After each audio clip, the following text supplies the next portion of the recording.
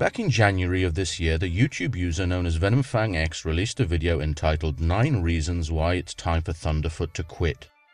In it, he made the astonishing claim that the Big Bang Theory had been predicted by its description in the Old Testament of his Bible, and not particularly surprisingly, shortly afterwards, Thunderfoot was courteous enough to take the time to tear up his claims and stuff them roughly back up his arse in the 35th installment of his Why Do People Laugh at Creationists series. In that same episode, Thunderfoot challenged Venom, also known as Shawn, to produce a single verifiable biblical revelation to scientific knowledge, and sometime later Shawn returned with not one but 2 in his video Thunderfoot Serves Death.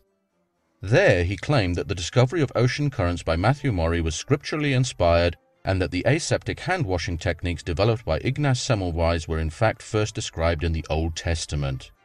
Predictably, Thunderfoot responded to these pungently ambitious claims with Why Do People Laugh at Creationists 36, where he once again helped Shawn squeeze them back up where they came from. It was at this point that I decided to put my oar in and produced Holy Hallucinations 19 in order to help mop up the puddles of intellectual vomit and to make a few points of my own. In that video, I made the observation that his earlier assertion that the Bible contained a description of the Big Bang was somewhat at odds with the stance he'd taken on YouTube as a young Earth creationist before his leave of absence.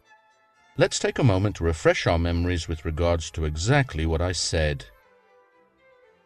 Also, I was under the impression that you believed that your world was created in 7 days, so I was surprised to see you taking credit for your book predicting an event that happened almost 14 billion years ago. I was unaware that you'd retracted your previous young Earth stance, and if you haven't, then how do you explain this?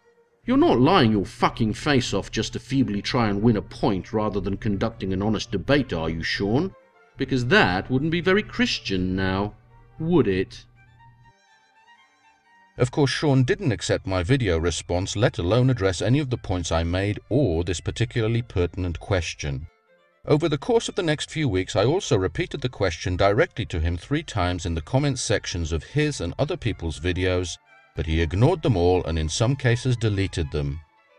I'd pretty much given up on getting an answer until I was lucky enough to spend a little time listening to an interview with Shawn on the Tuesday afternoon podcast of May 24th of this year. So with what I've just said in mind, I got somewhat excited when I heard the following. Well, let me ask you this. I recall you took a lot of your inspiration from Kent Hovind. Do you still see him as an inspiration, someone you follow, or has that changed at all? Have you moved towards the more kind of philosophical aspect of Christianity? To this day, I'm actually going up in a month from now to work with Eric Hovind in Pensacola to sort of, I don't know, I agree with what his dad did in terms of the creation versus evolution message. I actually became a Christian watching his videos. So Kent Hovind has a special place in my heart, and I watch his videos to this day. Now, I do know that there have been criticisms leveled against Kent Hovind, both on a personal level as well as regarding some of the information he presents in his seminar. But I think overall, particularly his seminar called Lies in the Textbooks, I agree with the vast majority of it. Kinda sounds like he answered the question for me, doesn't it? I think everyone would be hard-pressed after hearing that to argue that Venom's no longer a young Earther, but as if that wasn't enough to get my juices flowing, I almost pissed my pants in delight when I heard this. So you would still consider yourself a young Earth creationist? Absolutely, yes. So there it is. Question answered, albeit indirectly. Thank you, Shawn, and if you're listening to this, I think it's clear now that you yourself didn't believe a word of what you said when you were trying to palm off your Big Bang Theory onto the gullible like a sleazy used car salesman.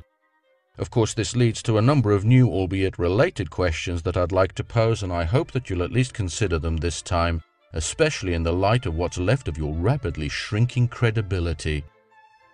Does defending your primitive fairy tales really justify dragging common decency and honesty through the mud, Shawn? And what do you think this kind of behavior says about the very beliefs you're purporting to defend, much less why they need to be defended in such an underhanded manner? How far will you go to defend those beliefs, Shawn? How big a lie are you willing to tell on their behalf? And what does that speak to their true worth?